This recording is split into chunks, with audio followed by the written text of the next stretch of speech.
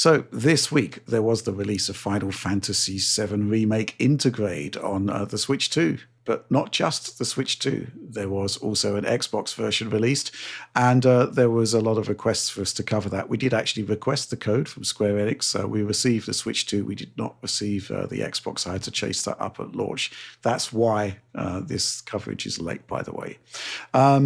Oliver, you've taken a quick look at this. Are there any new surprises over what you've seen in the demo that was put out last month?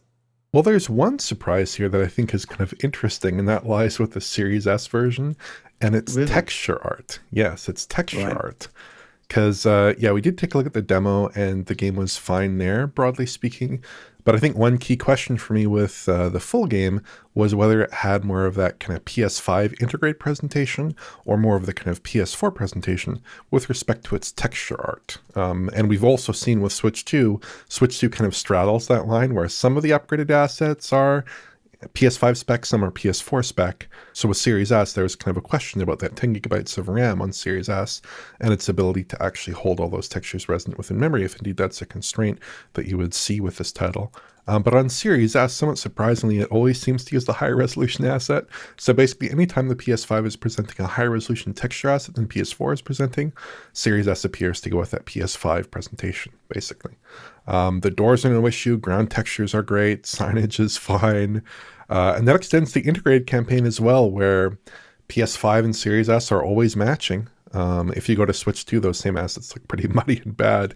But on Series S, it's fine. So I think that's kind of interesting. It suggests, as I think John has previously suggested and Alex has previously suggested, that the primary issue here is a streaming issue and not memory capacity, because Switch 2 obviously has more memory capacity than Series S, but it's not always delivering those higher detail textures, unfortunately. So that's a positive sign for at least Series S. And beyond the Series S textures, Series S seems to sit in kind of a middle space between PS4 and PS5 in terms of its visual settings. So the shadows are better quality than PS4, for instance, but worse than PS5. NPC draw distance seems about the same as PS5. And that holds true for both Series S modes. They're the same outside of resolution. In performance mode, Series S is 1080p 60. Graphics mode, it's 1440p 30. And it's consistent at those figures with the UE4 TAA. And then for Series X, it's a lot less interesting than Series S. It's basically the same across the board in terms of resolution and in terms of performance targets as the PlayStation 5 version. So it's 1512p 60 and 4K 30 there in terms of its configurations. And it just runs fine, so there's a lot less of interest there. I don't feel like the ports are all that interesting from one current generation console to another here, especially considering that this is a PS4 game at its heart. It runs great on these consoles. Series S is the odd man out, but interestingly, it does deliver the full Intergrade experience here, seemingly with the full variety of high-resolution texture art, which is quite pleasing. So I know a lot of people wanted us to cover this game, and I'm happy to. Obviously, we didn't have the opportunity to prior to its release, but yeah, it's a pretty good story here. Mm-hmm. Yeah, I think just generally it's the case that we're probably going to have to just chase a bit harder to get the Xbox code in. Mm-hmm. It's just a bit of a weird situation where it seems to be more difficult to get hold of it. But yeah, that's just kind of a bit strange. But there's some good news here, I think, and it's great to see a great version for Xbox users of a great game. Any thoughts, John? How's the door? The doors are great. On all the Xboxes, all right, cool. The doors are great, yeah. Excellent. So they fixed that. That's key. Xbox version wins. It's a winner. Yeah, I mean, actually, it was quite interesting in the editorial meeting when we were talking about this. John just said, yeah, you got to start talking about the door. Just kick off the video talking about the door. And it seems to be kind of like the benchmark for a Final Fantasy VII Remake port. What's the door like?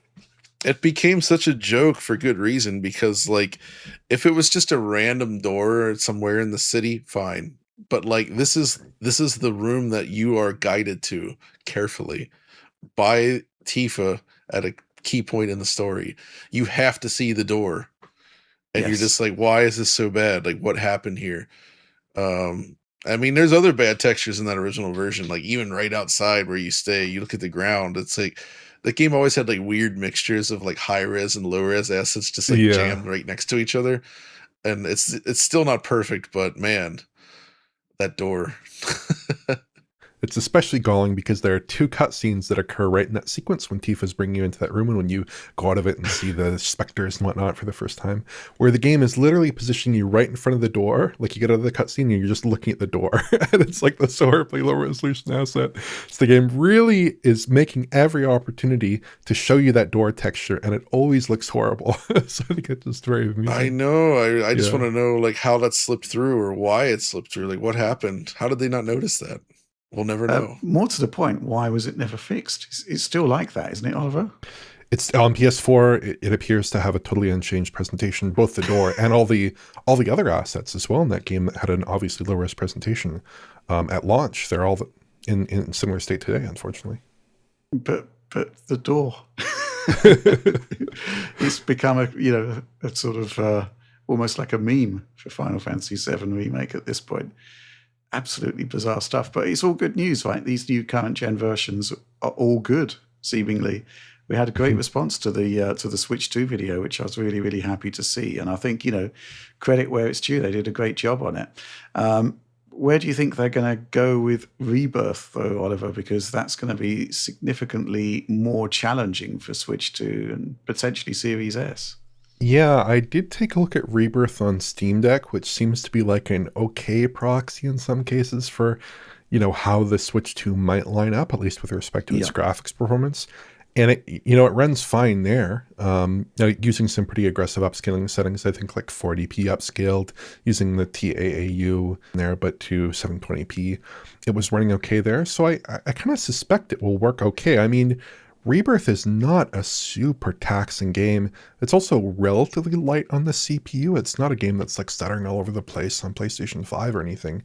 Really, kind of the key issue with Rebirth, I mean, there are two key issues. The first key issue is really image quality on PS5 consoles, which was not very good, as we talked about ad infinitum around the game's launch, and John mentioned many times.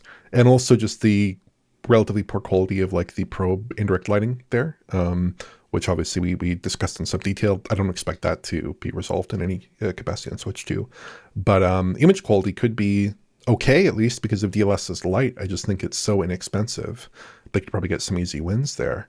My kind of key concern would be foliage popping in the open world, which is quite bad on the PlayStations, pretty bad on PC on the lower settings, could be pretty bad on Switch 2. Foliage density, again, there are some other, there's definitely some concerns there. I think it's a much harder port, or potentially a substantially harder port, but it doesn't seem like impossible necessarily. Good stuff. Okay, so we can recommend Final Fantasy VII Remake Intergrade on Xbox consoles just as much on Switch 2, seemingly. So that's good news.